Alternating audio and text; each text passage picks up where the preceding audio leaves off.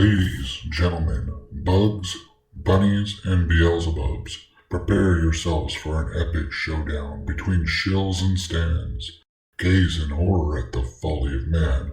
Witness outrage over a fat orange cat. Listen to the woeful tale of a 12-year-old boy.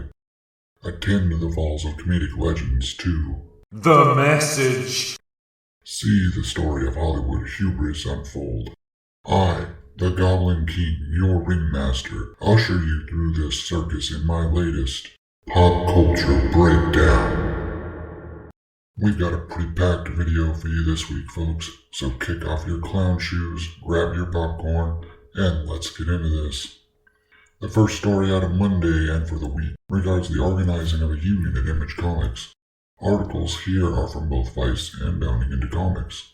The Vice article is a puff piece, not actually getting into the proposed goals of the union, other than stating the union wants diversity.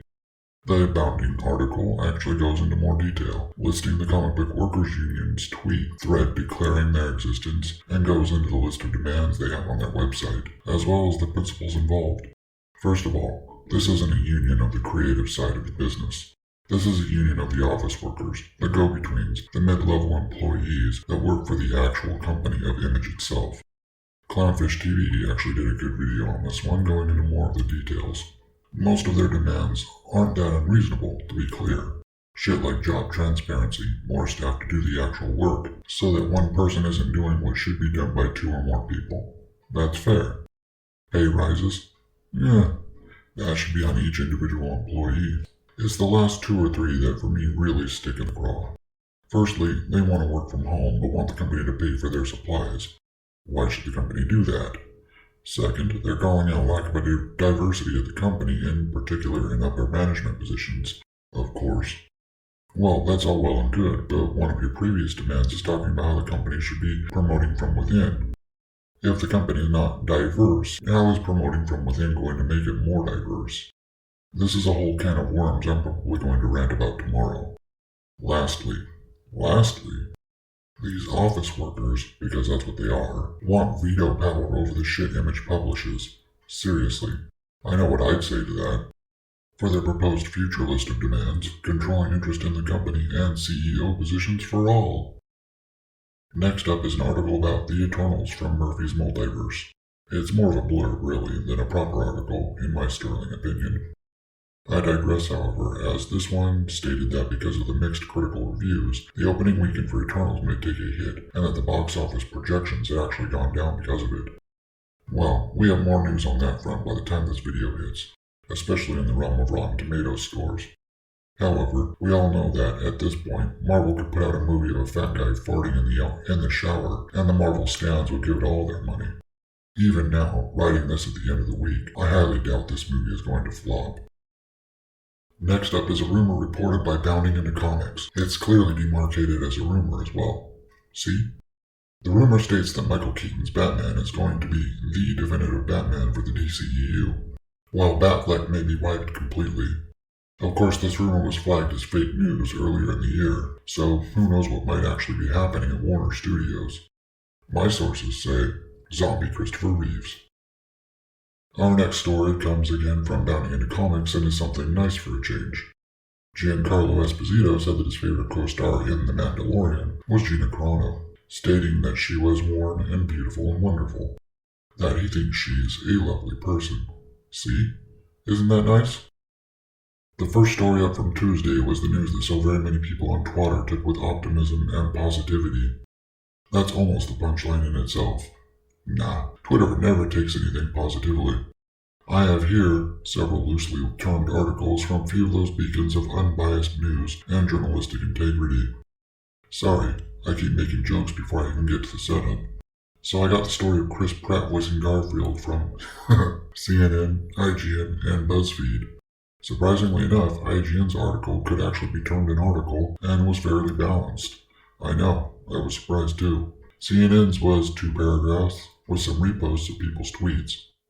BuzzFeed's was basically just a listicle of people's tweets.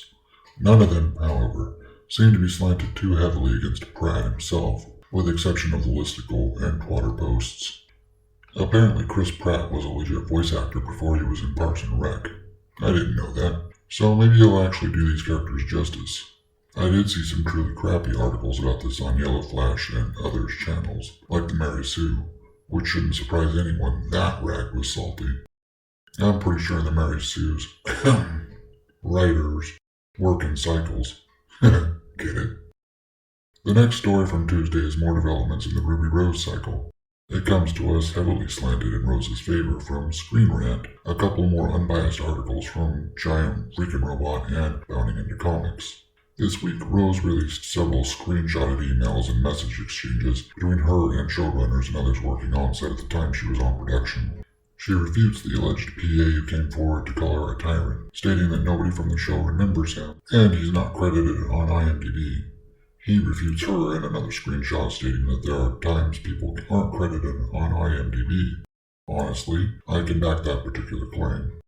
I've often looked for people that were on camera in a particular movie or film, but couldn't find them listed in even the expanded cast and crew lists on IMDb. Doesn't mean he's not a studio plant, just that he's got a point. She then discusses more about her injury and having to do more work such as photo shoots and special favors for people while in recovery. I can understand being pissed about that. However, it still doesn't explain her statements earlier in the year and the lie we've already caught her in. I honestly don't know what to make of this one. I still think she's partially doing this because she's mad about being recast. However, there do seem to be some legit issues with that production set. Something I've never denied, by the way. Anyway, guess we'll have to wait for further developments on this one. The final story for Tuesday covers more of the Baldwin saga. It covers a statement from David Hall and comes to us from Vulture and Bounding into Comics. According to Vulture, Hall issued a statement regarding the events through his lawyer, who stated that it was not Hall's job to check if the firearm was safe before handing it to Baldwin. That seems to go against the grain of everything I've heard coming out of this case as far as gun safety on set goes. I've been made to understand that anyone who handles the weapon has to check the thing to make sure it's safe before handing it off to another person. Both people, in fact, had to be present for the check during a handoff. After reading all firearms safety guidelines from the SAG Bulletin, it seems to state that all handoffs should be between the prop master or armorer and the person ultimately taking charge of the firearm. In this case, that would be Baldwin. Which means that, no, it wasn't Hall's job to check the firearm, but it also wasn't its job to take the fucking weapon from the armorer at all. I reiterate, all of the people involved in this should be taken down for criminal negligence, if nothing else.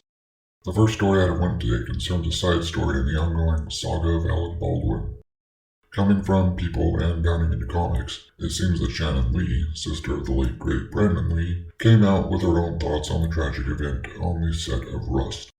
She seems to think that everyone involved in a production using firearms should have mandatory training in their use and safety. Looking again through the SAG guidelines on the on-set use of firearms, it already calls for mandatory safety lessons from anyone handling firearms. All respect to Shannon Lee because I like some of the stuff she's done, and I love her brother, but this was nothing but wind. The next story is a spin-off of the Dave Chappelle Chronicle. I got the coverage from the BBC and Bounding into Comics. Apparently Terry Gilliam's in hot water again. This time for a relatively milquetoast take on the crap surrounding Chappelle. He took to Twitter to voice his take. It obviously is attempting to encourage discussion on the topic. However, apparently the Old Vic Theatre, which was hosting his production of Into the Woods, decided to cancel it not long after this. Why? Nobody's sure. Though they issued these non-statements, and it's being rumored that Terry Gilliam's remarks made younger staff members uncomfortable. Coming up next, Old Vic cancels production of The Diary of Anne Frank due to a lack of diversity making younger staffers feel uncomfortable. The second to last story comes from The Independent and Bounding into Comics. It concerns legendary comedic actor Dan Aykroyd and how far he's fallen. The actor recently stated that jokes that might offend someone or otherwise hurt their tender feels should be rightly cancelled. Going by this obviously lefty logic, Aykroyd himself should be cancelled for doing blackface back in the 80s when he did Trading Places with Eddie Murphy. As an extension of that, Eddie Murphy should be cancelled too for having allowed that to happen. Update. Twidiots just found out Dan Aykroyd did blackface 40 years ago and they want him cancelled. The last article is from Scream Rant and attempts to explain why The Eternals is officially rotten on Rotten Tomatoes. When I say explain, I mean they ask a leading question in the title to get clicks, and then go into the ratios on why it's rotten, then state that reviews are subjective. I only posted this article because I find it really humorous that Eternals is rotten. Up next, in an article out of Imaginary Dream World of Happy Unicorn Rainbow Farts, Scream Rants admits that review bombing can go both ways. Our first Thursday story is another development in the Alec Baldwin saga. Coming from Reuters, it seems that Helena Hutchins' husband, Matt, has hired a lawyer. There's really not much else to this story. The article covers the name of the firm and previous cases they've handled. It also goes into the firms that have been hired by other parties involved. All in all, not much meat here. The next story comes from Bounding Into Comics and concerns a response issued by Image Comics in regards to the formation of the union I reported on earlier in this segment. The statement reads thus: Image has always believed in the fair and equitable treatment of staff and has always strived to support employees to the best of our company's ability with regard to their employment. Otherwise, like the last article, there's not much here. The numbers are in for the season 13 premiere of Doctor Who via Giant Freaking Robot and Bounding Into Comics, and it's not looking good, folks. It seems that it drew less than 4.5 million viewers for its Halloween debut all told. The lowest number since the 1980s when the show was in decline before its 2005 revival by Russell T Davies. At this point, I can't say that I'm either surprised or saddened by this. If this show becomes any more of a joke, it'll be its own punchline. Oh wait, here it is. Also, chin balls! This next story was a bit of an off-the-cuff one that I happened to find while trolling around looking for stuff to make fun of. Anyway, it seems that there's been a death on the production of Indiana Jones 5. I know what you're thinking. And no, it's not Harrison Ford. Despite Darth Kennedy's best efforts, the legendary actor continues to survive. Also, I know that you think there's no Indiana Jones 5. That's just an objective fact. Nah, it seems a stunt guy by the name of Nick Kupak passed away in his hotel room from natural causes. He was 54. This just in, Kathleen Kennedy spotted wandering the halls of Moroccan Hotel, apparently looking for Harrison Ford's room. The last story for Thursday concerns the banning of the Eternals in several Middle Eastern countries. We get the story from Variety, the LA Times, and Bounding Into Comics. It seems that the inclusion of Marvel's first gay superhero has caused the censors of several Arabic nations to ban the film from being screened in their respective countries. Saudi Arabia, Bahrain, and Oman, among others, were seeking to cut the film to exclude any scenes depicting homosexuality. As well, Singapore rated the film M18, basically rated R, due to these same inclusions. Disney refused to make the cuts, and thus the film was banned in those areas. I guess props to Disney for sticking to their guns for once. However, this is hardly going to help the box office for the film. Oh well, if it flops, I'm here for it. Marvel needs a couple flops under their belt. On that note, Marvel stands have come out to play for Friday's first story. I promised I'd get to this at the beginning, didn't I? It comes from Bounding Into Comics. All the article really does is report on the audience scores for the movie, and then repost user reviews. Really and truly, this article isn't much different from any of the other articles I found on this subject. They just go into some of the sites aside from Rotten Tomatoes, such as Metacritic and IMDb. Overall, on Rotten Tomatoes it was sitting at 83%, Metacritic 58%, and on IMDb a 68%. Obviously, The Eternals is a fucking triumph. Woo fucking who. However, again continuing with our one-note show this Friday, we have another article from Bounding Into Comics regarding this jackass's opinion during a Variety interview. This moron asserts that critical reviews of The Eternals were so low because, now, stay with me here, because this is fucking hilariously stupid. It was directed by a woman. Try to wrap your heads around the sheer brutal dumbassery of this assertion.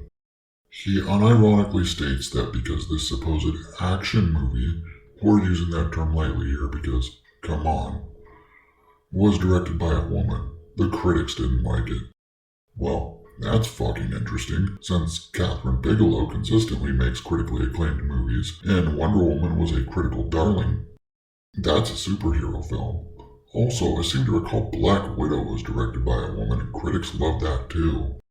And was apparently more of an action film than The Eternals. This just in, Variety's Clayton Davis found himself trapped in a large, echoey cave. Experts say he's just got his head lodged firmly up his ass. For our final story out of Friday and our last for the week, I bring your attention to the AV Club, reporting that the awesome Emilio Estovis is leaving the Mighty Ducks TV show. Apparently, due to some sort of mandate of one stripe or another. Other sources stated that it was as much over creative differences as Estovis, quote, declining to provide assurances that he would comply with a certain policy. I have no comment one way or another on anything like that. If you want my thoughts on certain policies and such, go to my Twitter. I'm just trying to make fun of idiocy and entertain people over here on YouTube. Alright, so that was it, people. I hope I entertained you in some small way. As always, I encourage you to check out these stories for yourself and inform your own opinions on things. That's what your thought meat is for. Otherwise, what did you all think of these stories I covered this week? Let me know down below, and while you're down there, maybe give my lonely buttons some attention. I hope you all have a good one. I'll see you all tomorrow with my weekly rant. Latest.